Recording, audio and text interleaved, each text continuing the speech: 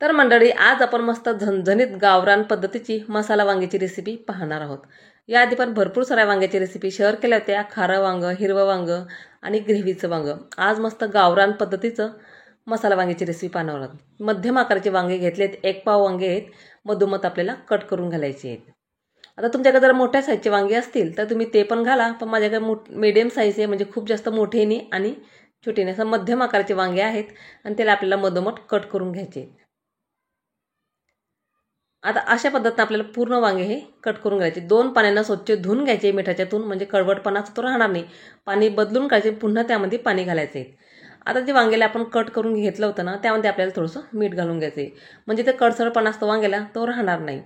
तर मी मीठ घालून घेते, तुम्हाला वाटलं तुम्ही हळद आणि मीठ दोघेही घालू शकतात। तर हे पूर्ण वांग्यामध्ये आपल्याला मीठ लावून घ्यायचं आहे आणि 2 ते 3 मिनिटं फक्त शिजून घ्यायचे।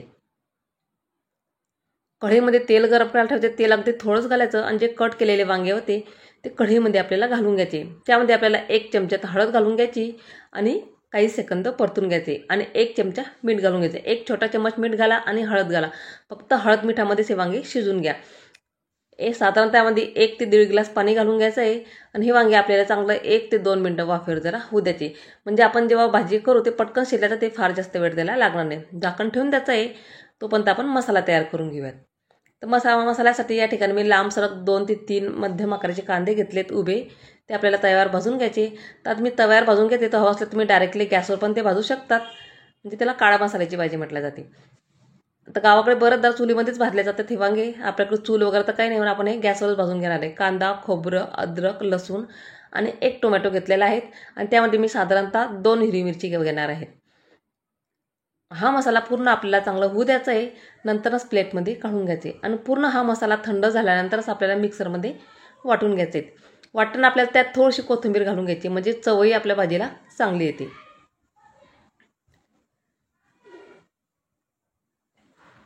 लगेचच फोडणी करून घेऊयात। तर फोडणीसाठी आपल्याला तेल थोडं जास्तच घ्यायचे। काहीच भाज्या असे असतात की त्यामध्ये आपल्याला तेल थोडं जास्त लागतं। फोडणीसाठी जिरं मोहरी घालून घ्यायची। जिरं मोहरी छान तडतडली की त्यामध्येच आपल्याला 1 चमचा लाल तिखट घालून घ्यायचं आहे आणि त्यामध्ये 1 चमचा धना पावडर, पाऊण चमचा इथं गरम मसाला घेतलेला आहे। आता हा मसाला आपल्याला चांगला परतून घ्यायचा आहे। 1 चमचा आपल्याला बेडगी मिरचीचं तिखट, म्हणजे कलर येण्यासाठी आपण वापरलेले आहे। आधी साधं लाल तिखट घेतलं आहे आणि ही कलरची लाल तिखट आहे आणि हे आपल्याला मसाला चांगला तेलामध्ये परतून द्यायचं आहे। नंतर जे आपण वाटण तयार केलं होतं कांदा खोबऱ्याचं, तो यामध्ये आपल्याला घालून घ्यायचं आहे। मीडियम गॅस करायचा आहे, म्हणजे लाल तिखट जळणार नाही आपलं। आता वाटलेलं वाटण होतं तो सुद्धा आपल्याला लाल मसाल्यामध्ये घालून घ्यायचं आहे आणि हा मसाला आपल्याला चांगला 2 ते 3 मिनिटं तेलामध्ये चांगला परतून घ्यायचा आहे। मीडियम गॅस करायचा आहे, म्हणजे जेवढा आपला मसाला तेलामध्ये परते ना तेवढी आपली भाजी चव त्यावरती अवलंबून असते, म्हणजे खूप छान चव लागते भाजीची। त्यात थोडंसं आपलं मिक्सरच्याच भांड्यात थोडंसं पाणी घातलं आहे आणि त्यामध्ये आपल्याला घालून घ्यायचं आहे। तेल सुटेपर्यंत आपल्याला झाकण ठेवून द्यायचं आहे, फक्त 2 ते 3 मिनिटं चांगली वाफ येऊ द्यायची। हा मसाला चांगला तेलात परतला पाहिजे, तेव्हाच ती भाजी चव चांगली लागते। आता वांगे शिजवलेले होते पण हळद मिठामध्ये, ते पाणी आहे तर हळदीचं ते गरमच पाणी आहे, तेच पाणी मी थोडंसं भाजीत घालणार आहे, म्हणजे वेगळं काही गरम पाणी घालायची गरज नाही। म्हणजे वरतून लागलं तर तुम्ही घालू शकतात, पण जसं की आपण भाजी मसाला त्या भाजतो त्यामध्ये आपण गरम पाणी घालतो वेगळं, पण हे पाणी गरमच आहे, हेच पाणी आपल्याला त्यामध्ये घालून घ्यायचं आहे।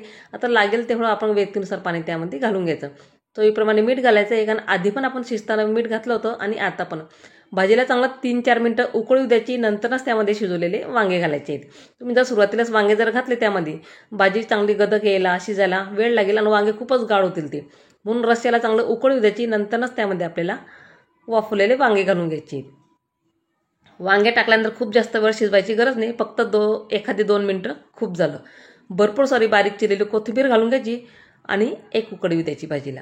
खूप जास्त पण नाही, फक्त 1 उकळी येऊ द्या त्याला, कारण रस्स्याला चांगली उकळ आली होती आपल्या। नंतर वांगे टाकल्यानंतर फक्त 1च उकळ आणायची आपल्याला भाजीला, नंतर गॅस बंद केला तरी चालतो। मस्त आपली झणझणीत वांग्याची भाजी इथं तयार झाली आहे। त्यासोबत तुम्ही भाकरी खाऊ शकतात किंवा चपातीही खाऊ शकतात। तर मी चपातीच केली आहे आणि त्यासोबत मस्त तोंडी लावण्यासाठी कांदा। आपली मस्त रस्सा भाजी इथं तयार झाली। दुपारच्या जेवणातला आज मस्त झणझणीत बेत केला इथं आणि त्यासोबत पांढरा भात। तर मैत्रिणींनो, आजचा व्हिडिओ तुम्हाला माझा कसा वाटला मला नक्कीच कमेंट करून सांगा। व्हिडिओ आवडला असेल तर एक लाईक नक्की करा। चला तर भेटूया पुढच्या नवीन व्हिडिओमध्ये, तोपर्यंत धन्यवाद सगळ्यांना।